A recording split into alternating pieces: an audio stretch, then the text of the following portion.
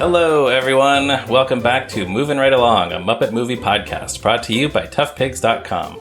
This is the podcast where we watch the Muppet Christmas Carol 2 minutes at a time and talk about it a lot. I'm your host, Ryan Rowe.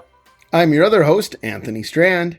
And today we have a first-time guest on this podcast, a fellow Muppet nerd and a Tough Pigs contributor. We're very happy to have her with us. Guest, who are you?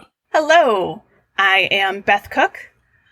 I joined Tough Pigs in late 2021 and have been putting out mostly articles about Fraggle Rock and am really excited for future projects to come. That's wild. Like, I feel like I say this every time we talk, but it's still surprising that it was that recent that you started writing for Tough Pigs. Because you're just so much one of the gang. Like, aww. Like that's the thing, you know? Yeah. A kindred spirit of Muppet nerddom. Absolutely. Well, and of course, Anthony, what's that? Take a wild guess what I'm drinking here in my big mug of tea. Earl Grey tea. No, come on. A specially themed tea that might be particularly relevant. Is it one of the Muppet Christmas Carol teas from Adagio? Yeah! I think you guys reviewed. So it's, let's see now, which one? It's Thankful Heart, because that's coming up in the movie. Bingo. Is it really that rule? Nice. Okay, so what does the Thankful Heart tea taste like? Let's see here. You have the ingredients. Yes. Honeybush orange, cranberry black, ginger black, orange peel, ginger pieces, and cloves. Yeah, I was going to say my memory of it is that it tastes like a roasted turkey. Oh, all right. That's appropriate. And then. Not in a bad way, but it's like very like a like a ginger and orange glaze or something. Based ham, I guess, more really is what I mean. Not like one of those. Did you ever have we may have even talked about this before. Did you ever have those Jones sodas that they would sell around Thanksgiving? Yeah. It was like turkey flavored soda, like cranberry sauce stuffing, soda. Yeah, they had stuffing weird. And great. Yeah. I think it was stuffing and gravy was one. They had like a Thanksgiving 4-pack. Yeah. Most of them were not good, but it was the novelty. It was just the novelty of it, yeah. Enough to. Yeah. Anyway, so I'm glad the tea doesn't taste like gravy. No, they were all fantastic, and this was one of the only ones that I had any left. Because I went out and bought the whole set as soon as that review came out. I'm so glad we could help you out with that. Oh yeah, they were all fantastic. Yeah, because the one that went the fastest was the chocolate mint one. That was my favorite. Sure. Which I want to say was One More Sleep. I don't remember. I think it was. No. Let me see. That one was Christmas morning. One More Sleep was another decaffeinated one. I guess it was decaf. Yeah. Yeah. I guess I could also One More Sleep was decaf because if it was caffeinated, you wouldn't be able to sleep. Yeah. Right, exactly. Yeah. Oh, that's funny. Oh, wait, I have that one here. One More Sleep. Yep. Rooibos vanilla chai, decaf orange, honeybush orange. So yeah, all of those are decaf. Awesome.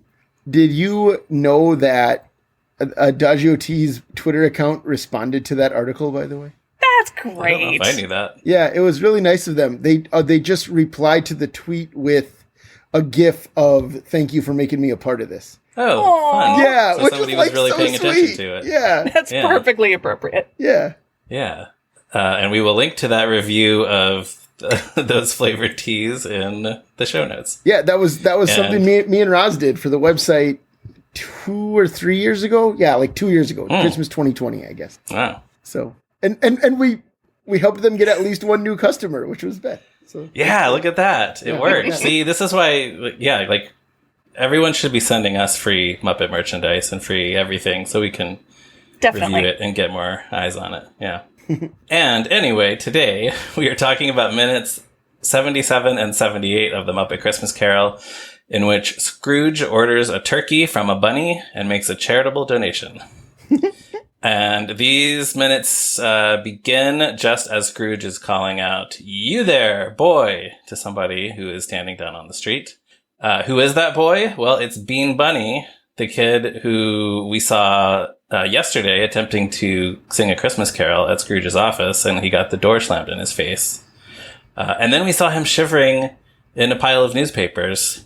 But I guess he's okay. He made it through the night, at least. That's nice. Buddy. Yeah. Yeah. Scrooge asks him what day today is.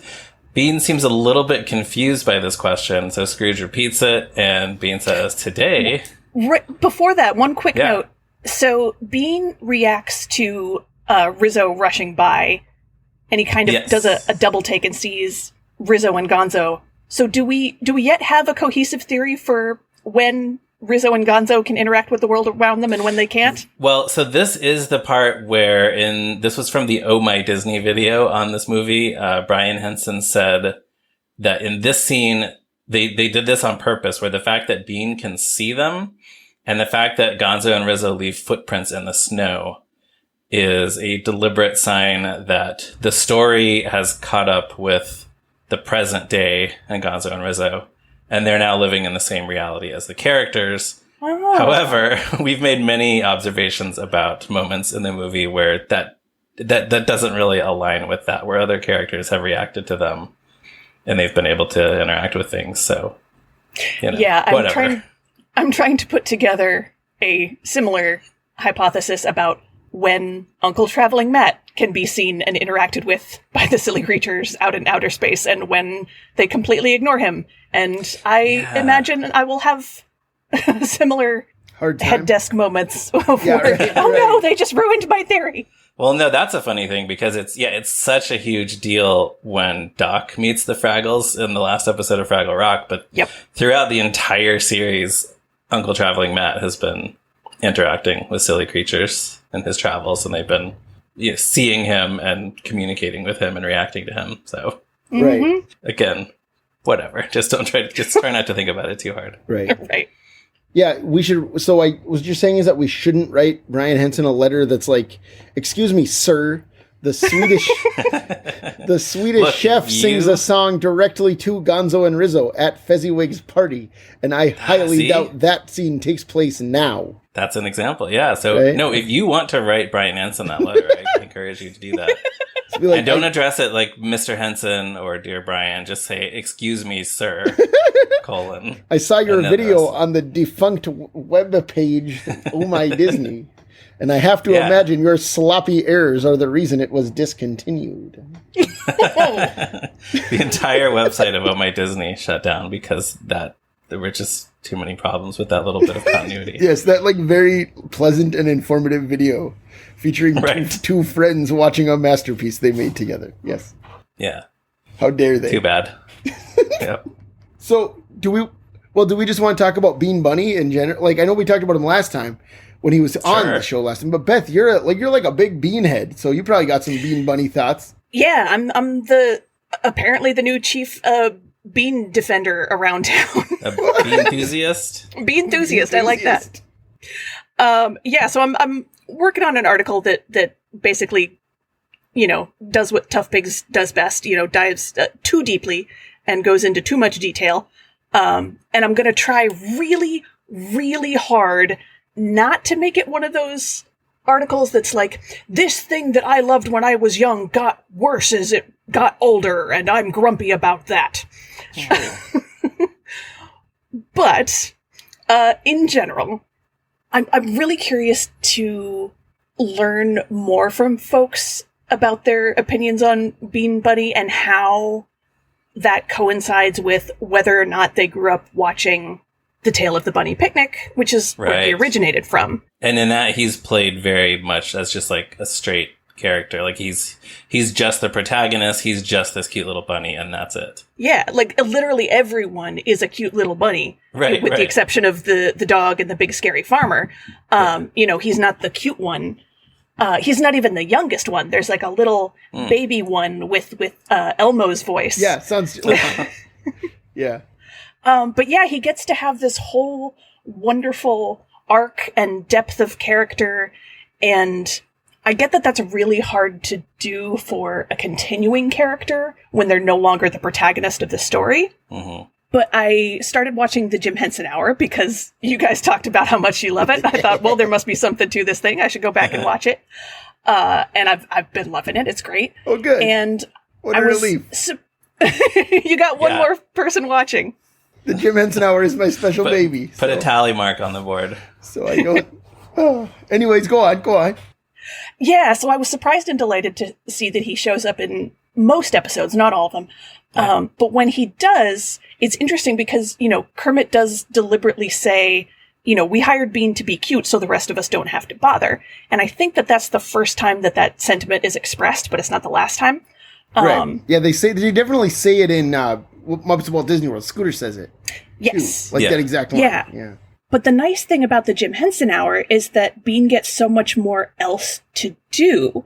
Like, he has now this blossoming career and, projects that he's working on and hobbies in his off time. That's true. And so even though I wouldn't say he gets, an emotional character arc, he gets more depth. Like, he's a young adult now. He's out there living his life. I'm like, good for you, buddy.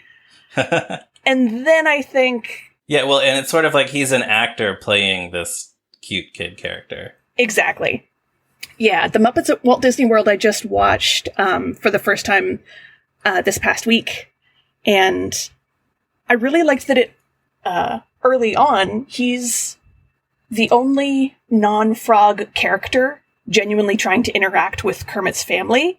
Oh, yeah. He's like, Ribbit, Ribbit, I'm trying to learn frog, even though I'm a bunny. Yeah. And everyone else is just like, oh, Disney World's around the corner? See ya. Yeah. But then for the rest of the special, he's just relegated to the cute one. And he doesn't get anything else substantive to do or to say pretty much for the rest of the time that he has like one or two bits with Scooter, and that's it. Yeah. Yeah. And they give him like one terrible throwaway line that like wouldn't fit to anyone else. So maybe they were like, oh, let's just give it to Bean. Where, Kermit and Miss Piggy get pulled onto the show and Scooter's like, doesn't that lady pig look familiar? And they have Bean say, don't all lady pigs look the same? Oh, yeah. Which I was like, oh, that doesn't hold up great. Yeah, not great. But yeah, then I feel like the Muppets at Walt Disney World was kind of the beginning of the end for Bean, because from then on, he was just the cute one. Like I rewatched Muppet Vision 3D, and kind of the same thing. It did have that same piece from Tale of the Bunny Picnic where he's trying to be helpful and not being super great at being helpful, but then he gets sad and runs away, and we're supposed to feel bad for him, and then I guess it's his portrayal in that is a little more sincere than it was on the Jim Henson Hour, like because they don't do the whole like we hired him to be cute thing in Muppet Vision, right? Right. So yeah, that's interesting. But yeah, it was that very brief span of a couple of years where I think he was becoming one of Steve Whitmire's major characters, and then once Steve took over Kermit, there was probably not so much of a push to use Bean anymore. Right, well, that makes a lot of sense. Yeah, because this movie, I mean, this scene is really kind of the last time he ever really gets anything to do. Anything of substance. I mean, he's he'll get like slammed into the wall and things occasionally. Right, that's what he became. That's what he does after this. This little guy who would be involved in these slapstick gags. Yep. Occasionally. Right. Which you always need a Muppet to be able to throw across the screen. Right. And I was writing this out in my notes that I was like, okay, I will be the first to admit that yeet Bean across the screen is really fun to say, and probably also to do. And it's kind of fun to watch. But for me, it hits worse. Like, I'd rather, a comedic moment of like throwing him across the screen. But the moment of him, shivering in the cold under the newspaper, like that's genuinely heartbreaking. It is, yeah. It's very heartbreaking, yeah. Well, and as long as we're talking about the push to make Bean Bunny a major character around this time, he's also a regular on the last two seasons of Muppet Babies. Yeah, right, exactly. He joined the gang. Yeah. Yeah. I tried to find clips to rewatch that, but they've got that stuff locked down. I couldn't even find pirated versions. So weirdly, I'm sure I've told this on the podcast before. We own 3 VHS tapes of Muppet Babies episodes, which my kids, not so much right now, but there have been times where they want to watch it all the time. And the title of Muppet Babies, the original series, in my house, because Iris called it this from the time she was about 3, was Downstairs Muppet Babies. Because regular Muppet Babies that we can watch upstairs on the TV that gets streaming services, that's upstairs Muppet Babies. But we only have a VCR in the basement. So that's downstairs Muppet Baby. I get it. I had VCRs that were labeled Raffi yellow shirt, Raffi red shirt, and Raffi blue shirt. Sure, there you go. But what I was going to say is one of the episodes that we have, one of the 5 episodes that we have on tape is the episode where Uncle Statler and Uncle Waldorf give them a toy train set, and Bean's in that one. It's towards the end. So we've seen like my kids think of Bean as one of the main guys on Muppet Babies, you know, because they've only seen these 5 episodes, you know. Right. And he's around. I think he might be in the Marco Polo one too. Now that I'm thinking about it. Anyway. Yeah, I was trying to figure out like a timeline of, you know, when all the various Bean things came out, and it looks like Muppet Babies might have been between Bunny Picnic and Muppets at Walt Disney World. And all I could find on Muppet Wiki, it says that, you know, he appeared in the last 2 seasons. He joined the other babies in the nursery and often appeared as innocent and rather naive in contrast to the others. Right. I was like, okay, I guess that makes sense for the trajectory they're trying to put him on. Right. Yeah, so it looks like his first appearance was December 9th, 1989 was when it aired. So that's after the cancellation of the Jim Henson Hour. Probably in production while the Jim Henson Hour was on. It must have been, yeah. Oh. I would guess. But it's been they didn't add Digit and Leon and or Clifford. Clifford, yeah. Yeah. Vicky, you know. Honestly, I would kind of love to see Vicky baby versions of all of them. Baby. Yeah, they'd be all cute. They'd be all adorable. Good stuff. Yeah. But yeah, so this is Bean's kind of grand finale, and it's nice that he gets to go out on a moment of triumph, I guess. Yeah. Well, yeah, one of the last things we see him do is run away with a bag of money, so that's a triumph. I mean, we will see him after this in this movie, but yeah, man, I have no idea where we left off. He tells Scrooge that it's Christmas Day. I think that's where we were. Sure. Yep. And so in these shots, looking down at Bean from Scrooge's point of view on the second floor, you can see those. Well, you can see Bean's tracks in the snow, which is a nice little attention to detail, and you can see Gonzo and Rizzo's footprints, which is what Brian Henson was referring to. That so now Gonzo and Rizzo are affecting the physical world. That means they're caught up with reality, even though they have already been affecting the physical world before this. I noted that as well, and I figure that's got to be a deliberate choice. Yeah. But yeah, and I this is puppeteers sticking their hands up through the floor to make these puppets appear to have full bodies. So it's nice that they bothered to add that little attention to detail. Scrooge is very happy that it's Christmas. He says, "It's Christmas Day. I haven't missed it. The spirits did it all in one night. They can do anything they like. Of course they can. Of course they can." And Bean is still very confused by all this, but he plays along. He says, "Of course they can." Yeah, that's cute. So that line of Scrooge's always confused me as a kid. Because doesn't he get pretty clear instructions from the beginning? All right, you're going to get visited by 3 ghosts tonight. 1 o'clock, 2 o'clock, 3 o'clock. So, they're time traveling the whole time. So why would he be surprised that he's back on Christmas morning? Can I open up the old curiosity shop? Ooh, please. All right. Please do. Let me see now. So in the movie, yes, you are correct. In the book, Jacob Marley specifically says, "Expect the first tomorrow when the bell tolls 1. Couldn't I take them all at once and have it over, Jacob?" hinted Scrooge. "Expect the second on the next night at the same hour. The third upon the next night when the last stroke of 12 has ceased to vibrate." So Jacob Marley tells him this is going to happen 3 nights in a row. Wow. And so at the end, Scrooge I'll say this. Most of this exchange between Scrooge and Bean is straight out of the book. Almost everything here is in the book. But Scrooge does say, "I haven't missed it. The spirits have done it all in one night. They can do anything they like. Of course they can. Of course they can." Like he says all that verbatim.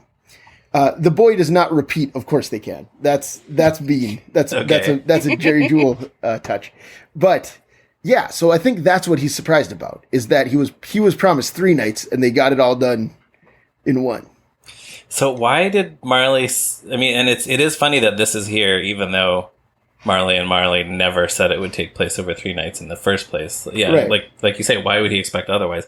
But yeah, why did Dickens write it that way?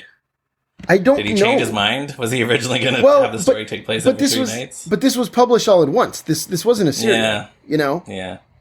like as many of his novels were, as I'm sure we've discussed. But right, this one was published all at once, and he did revise it. Like there are things. Right. The annotated Christmas Carol repeatedly points out, like in the manuscript, this was this other thing. You know. So I don't know. I don't know why he did that. We can't ask him now.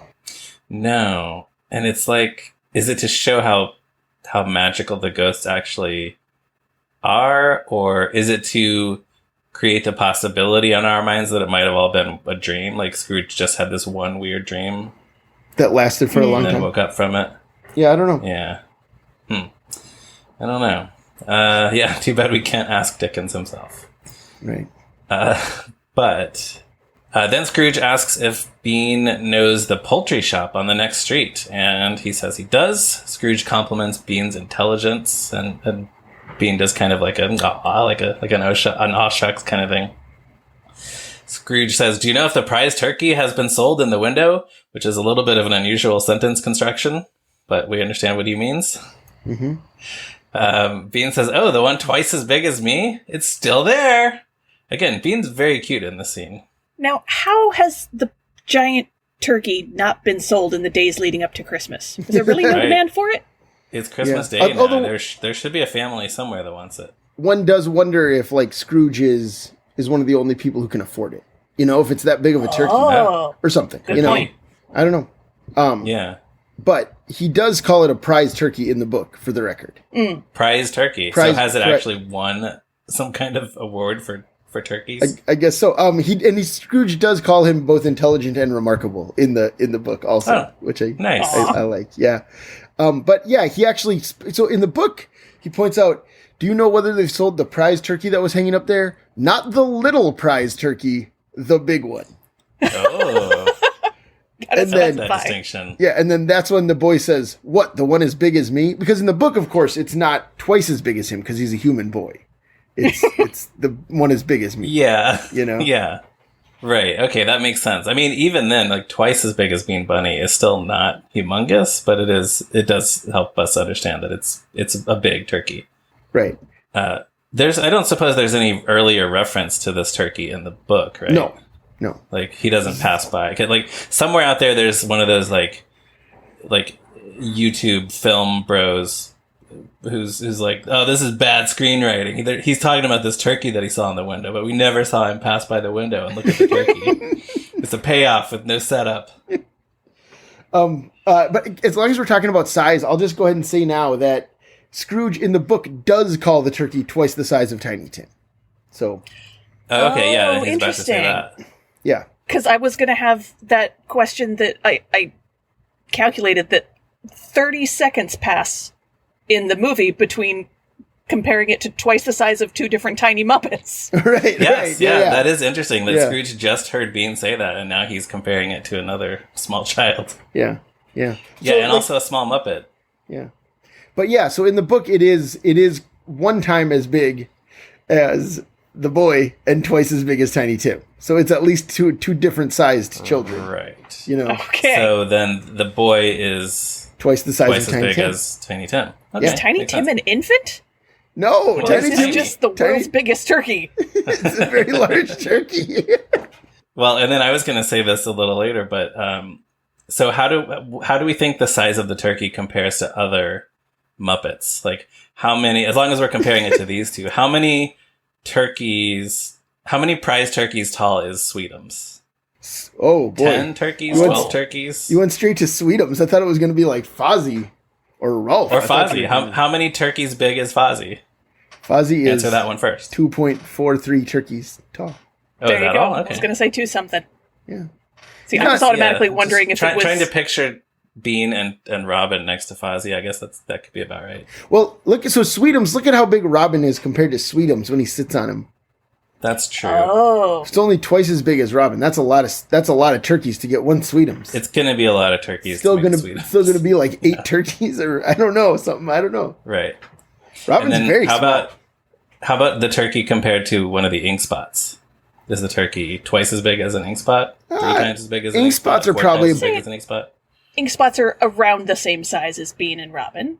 Okay. Though I would say Robin might be a little bit smaller than Bean. Yeah, I think so. Yes, I think that's right. Yeah. If we're including the ears, definitely. Yeah, so he's definitely 3 times the size of Tiny Tim if it's twice as big as Bean. So I think the math is faulty from the start. Okay. Well, I'm glad we discussed it anyway. Someone's got to do this in-depth journalism. That's what we do. That's the point of this podcast. So Scrooge tells Bean to go buy the turkey, and he'll give him a shilling. No, 5 shillings. And he tosses down his bag of money. Bean takes it and runs away. I always think when I watch any version of A Christmas Carol that it would be hilarious if the boy just took Scrooge's money and just ran away and never came back. Right. And that's what I meant to do the math to, one of those currency calculators to figure out how much that would be in modern American dollars, and I totally forgot. Yeah, a shilling. They don't use shillings anymore, do they? They don't use shillings anymore, no. So, I don't know, but I'm sure you could figure it out. Yeah. So, because they were decimalized in the 1970s, Right. Yeah. Right. Oh, right. As we've discussed on this podcast earlier when they were selling apples. Oh, that's right. But also in the book, Scrooge gives him a shilling and then says, come back in 5 minutes and I'll give you half a crown, which is 2.5 shillings, 2 shillings and 6 pence.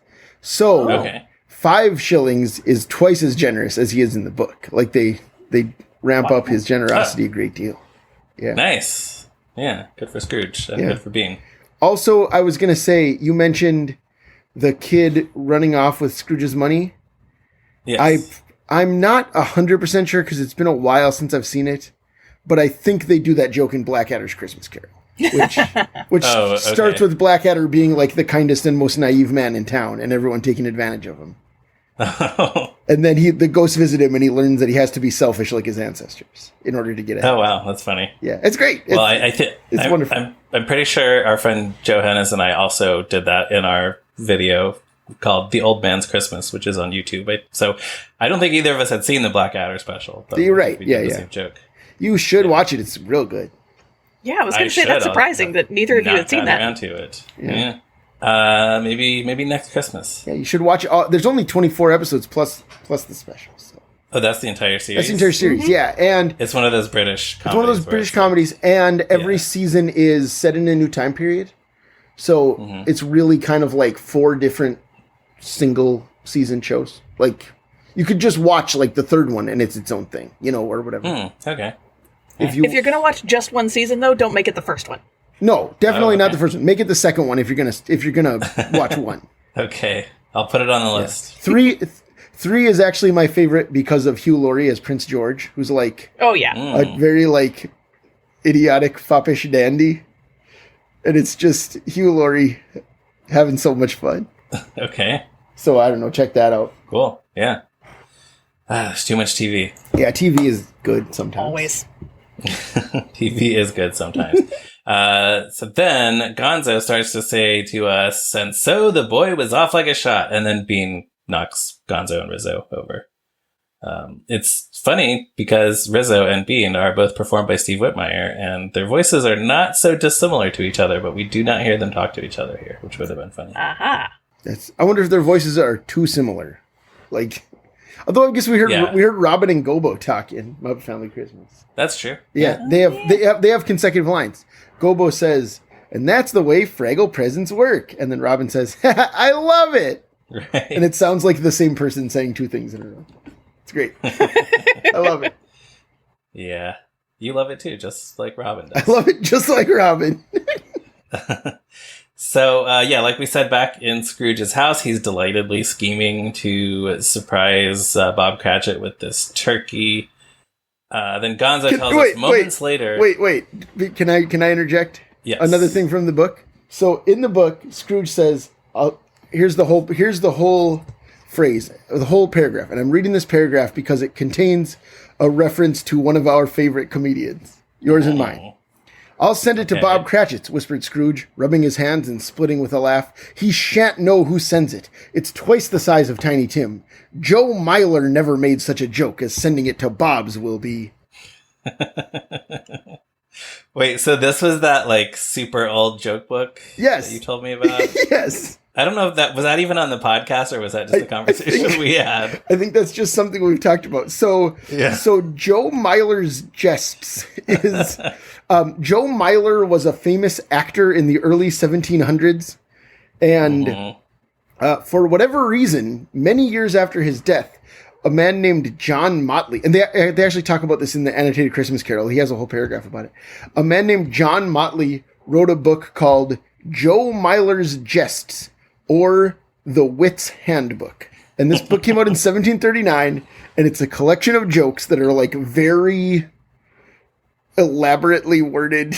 Like, right. They sound like they're in the language of the time. They're jokes, but they just sound so stilted to us now. Right. And in the Annotated Christmas Carol, Michael Patrick Hearn talks about how eventually the Joe Myler name came to mean like a tired old joke. Like, like, I don't think quite by Dickens' time, but like by the 20th century, it was like, Joe Myler. And the reason Ryan and I were talking about this, I think, was because there's a Daffy Duck cartoon where he's trying to sell gags on the street. And one of the things he holds up is a Joe Myler joke book. And my son Miles loves that. He says it all the time. He has no idea who Joe Myler is. No. But why would he? Why would I? Like, it's just... Well, right. Why would any of us have known any of those references from cartoons from the 1940s that we grew up watching? Right. But it's like... Sorry, I feel bad that I can't remember the name of the cartoon. It's not one of the famous ones. But it's like... I want to say it's called Daffy Dilly. Like, let me see. It's just a name. Yes. So, tired of selling gag novelties on the street, Daffy tries for the $1 million award offered by J.P. Cubish for the first person to make him laugh. That's the right. That's the cartoon. Daffy Dilly, directed by Chuck Jones, and it's an underrated fave. Like, check it out if you haven't seen it. It's probably not on HBO Max anymore because whatever. But anyways, so Scrooge. This is Scrooge, an older guy, saying like, "Oh, this is as funny as a joke by that middle of the road comedian." So this would be like if this were written now, Scrooge would be like, "Oh, this will be like a Jay Leno joke." Yeah, right, exactly. Yep. So is the joke that he's going to send the turkey ahead of time and then not show up for dinner? Because in this version, he shows up with the turkey. Right, but in the book, he doesn't go over to Bob Cratchit's house at all. Oh. Yeah, it's just so weird. As I think we've discussed, and we will again. He goes to spend Christmas with his nephew Fred, where he was invited. Yeah, I mean that does make more sense. Yeah, it actually does make more sense. And then he talks to the whole like being scowling at Bob. That happens at work the next morning. The like fake scowling and then telling him that. So he does. Yeah, there is at least some payoff to that. Yeah. It's still like it's after Christmas Day, so it's kind of like that is the climax. Strange that you have to wait for it. Yeah. I mean, it's like. But you mean we don't get to see the real Mrs. Cratchit say, "And I'm going to raise you right off the pipe of it"? Nope. Maybe not in those words, unfortunately. That was one of Jerry Jules' editions. Anthony, do you have any Joe Myler jokes in front of you? I do actually. Do you want me to read one? Of course I do. Okay. So this is one of the two that's listed on the Wikipedia page, but it's such a... Okay. This is joke 99 from Joe Myler's Jests. A lady's age happened to be questioned. She affirmed she was but 40 and called upon a gentleman that was in company for his opinion. "Cousin," said she, "do you believe I am in the right when I say I am but 40? "I ought not to dispute it, madam," replied he, "for I have heard you say so these 10 years. See, it's... Okay, yeah, it's actually better. It's better than that same joke would be if you told it in modern language. That's true. Just because it's so, like, it takes so long to get to the point and it uses way too many words. Right. Somehow that makes it funny. Well, so Ryan, I'm going to go ahead and say it. When we were first talking about this, you rewrote the Mitch Hedberg escalator joke in Joe Myler's fashion, and I rewrote the John Mulaney not donating to your college routine in Joe Myler fashion. Oh my gosh. Yeah. Okay, you can't just tell me that and then not tell me the jokes. All right, let me find them. Let me find them in our Gmail chat history. Okay. We can cut out some of this. Yeah. So let's see. Okay, here we go. Joe Myler's Jess. All right. Okay, here we go. Let's see. Do you want me to just read them both since I found them, Ryan, or do you want to read your one? You can read them both. Okay, so here we go. Do we all know the John Mulaney routine about how you shouldn't donate to your college? Okay, so you can look that up. Pause the podcast if you haven't heard it. Look it up. The John Mulaney routine. It's one of his Netflix specials, and it.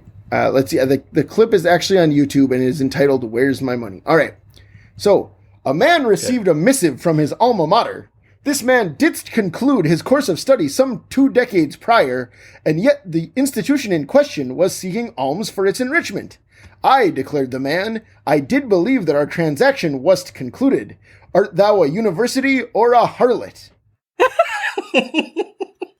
So there's that.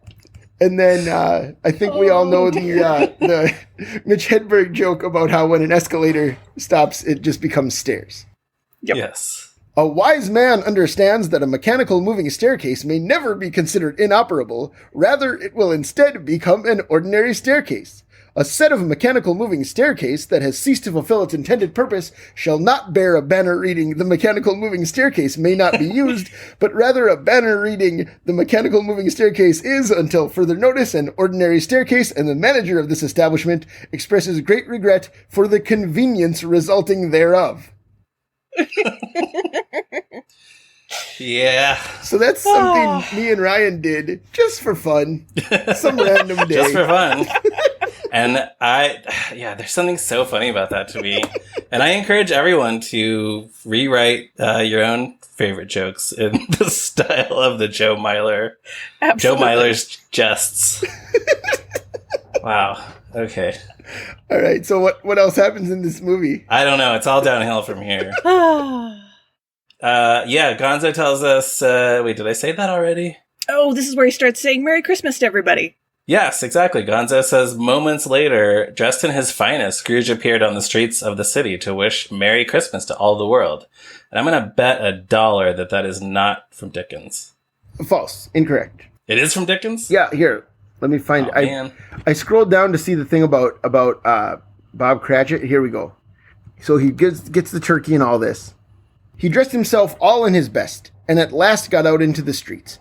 The people were by this time pouring forth as he had seen them with the Ghost of Christmas Present, and walking with his hands behind him, Scrooge regarded every one with a delighted smile. He looked so irresistibly pleasant, in a word, that 3 or 4 good-humored fellows said, "Good morning, sir, a Merry Christmas to you." And Scrooge said often afterwards that of all the blithe sounds he had ever heard, those were the blithest in his ears. So he's not saying Merry Christmas to everyone, I guess, but he's out and about and he's happy to be on the street. Okay, so it's at least Jerry Jewell paraphrasing. It's not verbatim. Okay. I don't think I lose that $1 bet. No. So he does come out and he's wishing everybody Merry Christmas. So far, none of these people seem surprised that famous, mean jerk, miser, Ebenezer Scrooge is wishing them a Merry Christmas. I guess these people don't know him that well, maybe. Also, this includes these 2 kids who are just running by laughing hysterically. I want to know what they're laughing at. They're just like, they don't seem to be reacting to anything in particular. They're just like, yeah, they certainly don't care about Scrooge saying Merry Christmas to them. Right? Yeah, they just don't even. They're just so hyped up that it's Christmas. You know, they're not in school. Yeah, they don't have to do the household chores right now because they're outside. Yeah, they're as merry as a schoolboy. Yeah, there you go. Scrooge also pats Gonzo and Rizzo on the head, which is cute. Yeah, I love that. Top hats. It's really cute. I guess that's kind of come full circle now with Gonzo and Rizzo kind of being reintegrated so much that even Scrooge can see them. Yeah, exactly. Yeah. Even Scrooge is actually acknowledging them and interacting with them. Gonzo says, everyone was out and about this fine morning, and soon he encountered 2 familiar faces. And then we cut away from these 2 characters played by Dave Goelz and Steve Whitmire to 2 characters played by Dave Goelz and Steve Whitmire. Yeah. So this is Bunsen and Beaker. Beaker is so startled to see Scrooge approaching that he pulls his head down into his body like a turtle. Bunsen and Beaker are standing out in front of the Grapes Tavern, according to the sign. I guess that's as good a name as any for a tavern, especially if they serve wine or raisins. And so there's this little exchange that happens here. And throughout the whole thing, we can see some 2-story buildings in the background. And as before, there are some Muppets sticking their heads or their entire bodies out the windows. One window has a small frog, and one window has these 2 chickens. Yeah, I tried to figure out which frog it was to no avail. Oh, I would be very impressed if you could figure out exactly which frog of the entire ensemble of Muppet frogs. Right. Yeah, I don't know. Well, it wasn't Mrs. Appleby, I can tell you that. No, I don't think so. Bunsen and Beaker are both alarmed to see Scrooge, but then he brings up this charity donation that they were asking him about yesterday. He says, "Put me down for," and then he whispers some unbelievably large number in Bunsen's ear. Bunsen says, "That much?" So right before that, when Scrooge says, "But about the charity donation you asked me for yesterday," and then, Beaker stops shaking and he pops his head back up and he releases his hold on Bunsen's arm. He was hiding behind Bunsen. But Bunsen, in response, makes this sound. I haven't been able to figure out what he says. My best guess is that he's saying, "Oh, yeah," but it's kind of slurred together like "er." Huh. I don't think I noticed that. And I'm like, is that an actual line, or is he just making a sound? He's just so surprised that Scrooge is not just there to yell at them. Right, exactly. Huh. Yeah, I don't think I caught that, but I'll have to go back and find it. Yeah, I didn't notice either. Sorry. Yeah, maybe I'll drop that audio in here. Yeah, please. Mr. Scrooge? Pardon me, gentlemen, but about the charity donation you asked me for yesterday. Oh, Yeah, Scrooge says not a penny less than whatever the number was that he just said. There are versions of this where we hear what the number is. Right. Although I will say this is right. That moment is right out of the book. That we don't know. Yeah, he says. Scrooge says the charity man says, "Mr. Scrooge." "Yes," said Scrooge. "That is my name, and I fear it may not be pleasant to you. Allow me to ask your pardon, and you will have the goodness." Here, Scrooge whispered in his ear. "Lord bless me," cried the gentleman, as if his breath were taken away. "My dear Mr. Scrooge, are you serious?"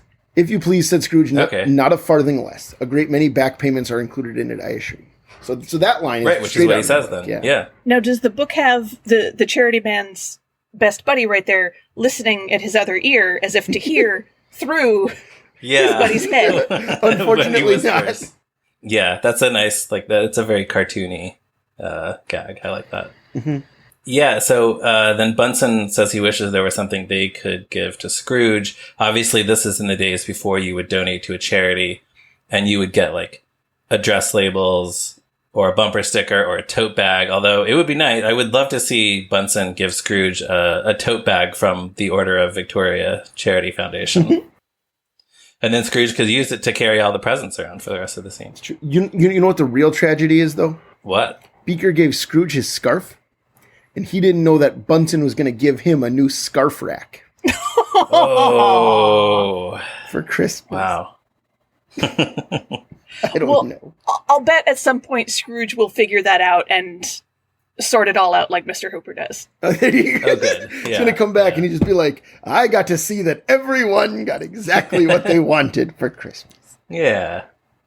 Did Bunsen and Beaker do one of those little gift of the Magi gags at the beginning of It's a Very Merry Muppet Christmas Movie? They do. It's something about a petri dish and a microscope or something, I want to say. Yeah, one of them has a collection of spores or something. Yeah, and it got him a new petri dish, and then the other one, it was a microscope. Something like that. Yeah. Huh. Okay. You wrote a quiz about this, so you saw this more recently than I did. I did? You wrote a Sporkle quiz about all the Muppet gifts, and it was in there. Yes, I did. You're right. Yeah. No, I forgot about that. Just this past Christmas, I think. Yeah, you're right. But I still forgot that detail somehow. It's fine. That movie's not memorable or good. Have to go back and take my own quiz again. You got to do it. Yeah. Yes, and as we were alluding to, Beaker has an idea for something they can give him. He starts to pull off this cozy red scarf he's wearing. He walks over to Scrooge. But that is where this clip ends, actually.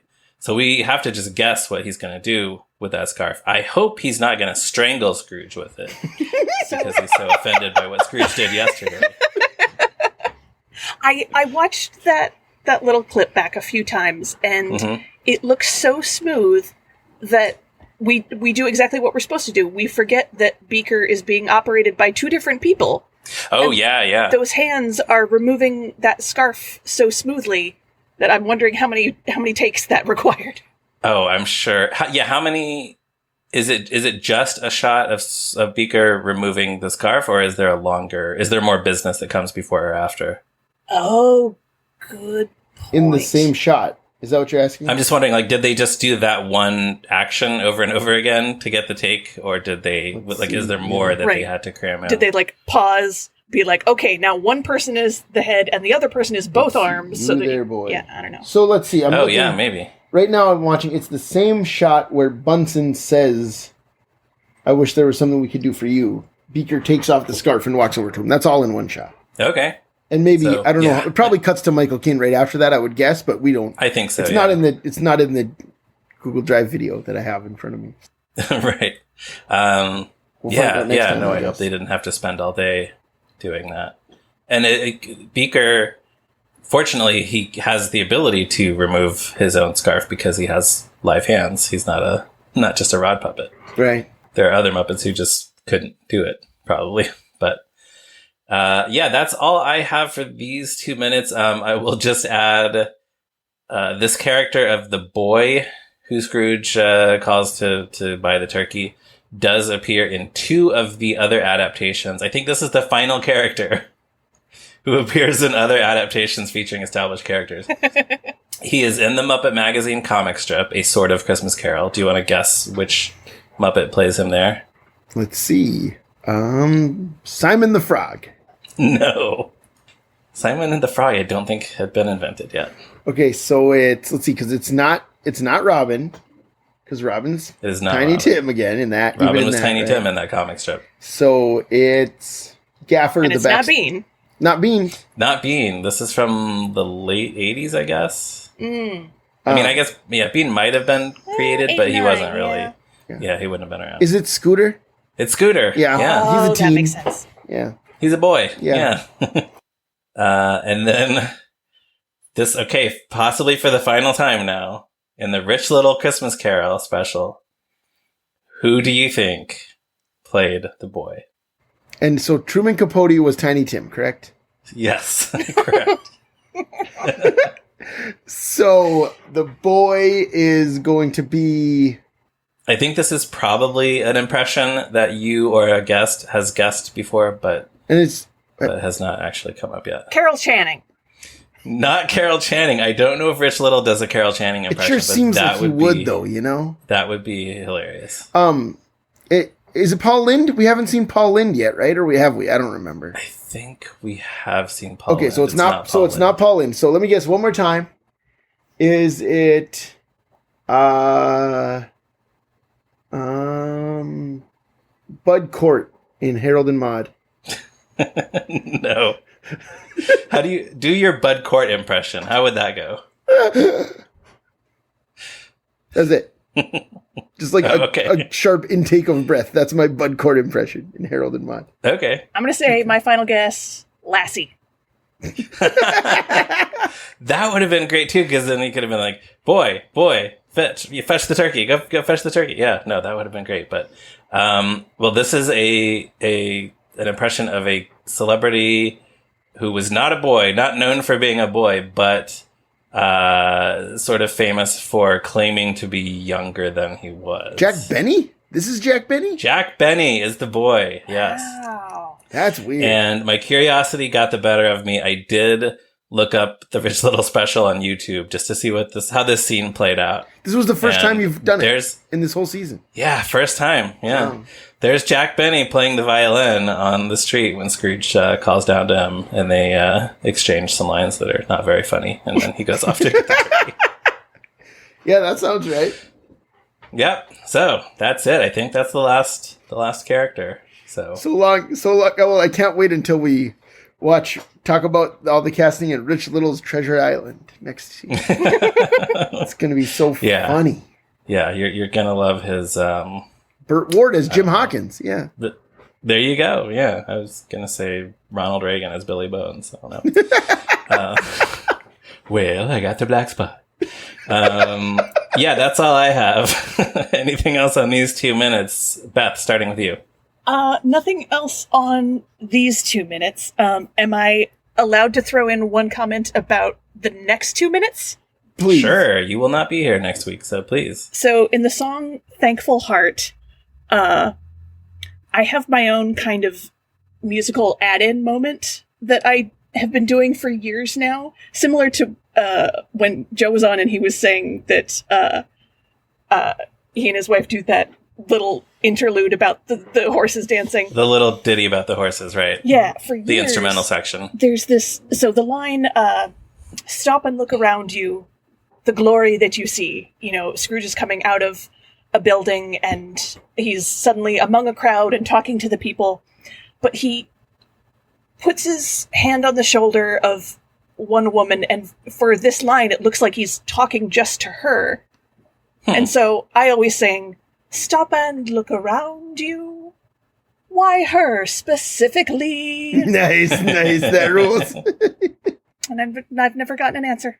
Oh man. Well, you should write Brian Henson a strongly worded letter. Yeah. We got That's so the many answer. things. Yep. Yeah. Well, we're going to have to watch out for that when we get to that clip. I guess possibly next week. Yeah, we'll see. We'll look for that lady. Anthony, anything about these 2 minutes? The only thing that I didn't get to in my notes is when the two boys run past Scrooge, excited and laughing, Scrooge kind of sidesteps them like Rob Petrie sidestepping the Ottoman in the opening credits to the Dick Van Dyke Show. That's all. Yeah, no, that's good. I didn't happen to pick up on that. I was just wondering what they were laughing at. Sure. Okay, then, Beth, as you may know, we like to ask all of our guests 3 questions, starting with, do you remember the first time you saw this movie, and what's your history with it? So I don't remember the first time I saw it. I asked my mom, did we go see this in the theater? And she said, I don't think we did. So probably I grew up seeing it on VHS, like many people did. Mm-hmm. And it came out when I was 7. So I remember being old enough to kind of understand that this movie was important and special because it was the first, major thing since Jim Henson died. And so everyone was kind of wondering, are the Muppets going to continue at all? What is it going to be like? What is Kermit going to sound like? And I was young enough that when I read, dedicated to our friends Jim Henson and Richard Hunt, that I had no idea who Richard Hunt was. Sure. But I was old enough that I thought, well, he must be pretty important if he got mentioned alongside Jim Henson. Because, when you're 7, you have no idea who any of the other guys are. Like, the name Jim Henson and then pretty much nobody else. And now, of course, now I'm like, oh, Richard too, no. Yeah. Yeah. And so then the second question is, where does this one go in your ranking of all the Muppet movies? So you're going to hate this answer, but I don't rank things. Okay. We had another guest recently, David Lovey, who said he does not like to rank things. So you're not alone. Okay, cool. Yeah, I will say it's one of my favorites. That's good enough. Yeah, I can't pick a favorite. There it is. Slap it on the VHS cover. One of my favorites, Beth Cook. Toughpigs.com. That's it. And then, do you watch this every year on the holidays? Almost every year. This was the first Christmas in a while that I didn't. Partly because I knew that I was eventually going to be on this podcast, and I figured, well, I'll just watch it, whenever that happens. And my regular Friday night virtual movie group that has been meeting virtually every Friday since the start of quarantine. Oh. They were watching it the night that I was supposed to fly out to California to see my family. And so I was like, oh, sorry to miss this one, but y'all should go listen to moving right along because it's great and they give all this background info. And normally I'm the dramaturge of the group. It's like, oh, this actor that we see in this scene has been in all these other things. That's where you recognize him from. Sure. But as the Muppet nerd in the group, then, I was like, man, I'm falling behind on my dramaturge duties here. But of course, my flight got canceled. The first of many of my flights to get canceled that holiday trip. Sure. So it was really nice to come back from the airport all miserable and cold and have this wonderfully comforting movie to come to with my group of friends and be able to resume my duties and be like, oh, here's this background info that I just learned. Aww. Oh, nice. Yeah. Awesome. But yeah, normally I watch all of my favorite, various Henson Christmassy movies and specials while I'm making Grandma Cook's Christmas cookies. Aww. Yeah, it just seems like it's part of the yearly traditions for a lot of people. Mm-hmm. Yeah. It was something that I started doing for myself when I was, living alone, and you got to start kind of making your own traditions. They're, built off of the ones that you grew up on. So, I'd be making the same old Christmas cookies that, we had for as long as I can remember. But I was like, well, I need something on in the background that I know well enough that I can only pay attention to it with half my brain. Right. Right. And so, yeah, I would say the ones that I watch every year without fail are this one, Emmett Otter, The Christmas Toy. I know I'm in the minority on that one. No, that's and great. Muppet Family Christmas. And then lately, I've tried to add in a new one every year that I haven't seen yet. A new specifically Muppet special? Oh, yes. Awesome. Yeah, so, it's been a while now, but they're, I didn't grow up watching Christmas Eve on Sesame Street over and over again. I think that's the other sort of quintessential classic. Yeah, I just had this very vague memory of seeing Big Bird shivering out in the cold with icicles dripping off of his beak, and that terrifying me as a child. So I was scared to watch it again. But yeah, it turns out it's fantastic. And then this past year, it was a special Sesame Street Christmas. Oh boy. What a treat that was. That's one word for it. Sesame Street special. Well, so I watched it and I was, recording all of these thoughts. And then I went back and saw the review that Joe and Ryan did back in 2012. Turns out we had very similar thoughts. Sure. Yeah. Yeah. That's a great review, by the way. I love that one. It really is. Oh, thanks. Well, we will link to that in the show notes as well. But yeah, this is I probably most listeners know at this point, but this was this bizarre Sesame Street Christmas special that was not produced by Children's Television Workshop. It was some variety show producer who basically rented the sets and some of the actors and only two of the puppeteers and just threw in a bunch of random celebrity cameos. And it's very strange. And the climax features Ethel Merman singing Tomorrow from Annie, but not doing any sort of choreography. She just stands there on the street and the humans just watch her awkwardly standing there. And yeah, it's fun to watch. I would say the climax is actually after the end, where you get this bizarre music video of... Oh, on the DVD that came out. Yeah, that is so weird. Michael Jackson and... This auto-tuned... Oscar? Oscar, yeah. Yeah, Michael Jackson is in that special. He has maybe 3 lines. He just walks through and gives Oscar a book and then walks out. And a book about ghosts. Right. He's reading a book about ghosts and he gives the book to Oscar. And so for a DVD special feature, whatever cheapo DVD label released this thing, made this weird... I'm sure I keep using the word weird, but it's like this... Word. It's like a dance mix incorporating Michael Jackson's lines of dialogue. Mm-hmm. And then, something about imagination. And well, now I'm going to have to go listen to that right after this. But, anyway, if there is nothing else, then we will wrap things up for this week. Everyone, please make sure you check out toughpigs.com. Everywhere you know where to find us. Our thanks to Morgan Davy for our logo. I am on Letterboxd at Movies Are Neat. Anthony is on Letterboxd at Zeppo Marxist. You can follow us there. I'm also on Twitter at @MeRyanRowe. Beth, where can our listeners find you and or your work or anything on the internet? You can find my articles on Tough Pigs and the Back to the Rock podcast, Fraggle Talk. And on social media, I am at Beth Anna Cook. That's Anna with 2 N's. All right. Look for all of those things and follow all of those things.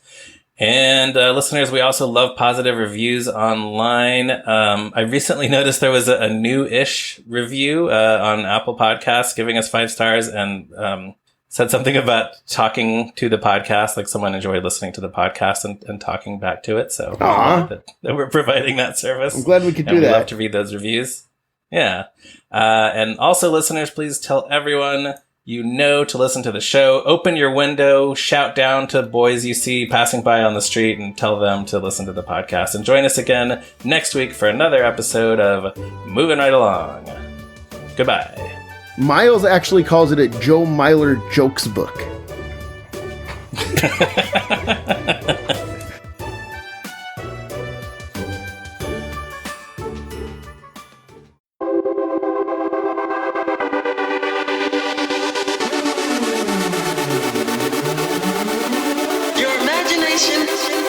Is allowed to run wild.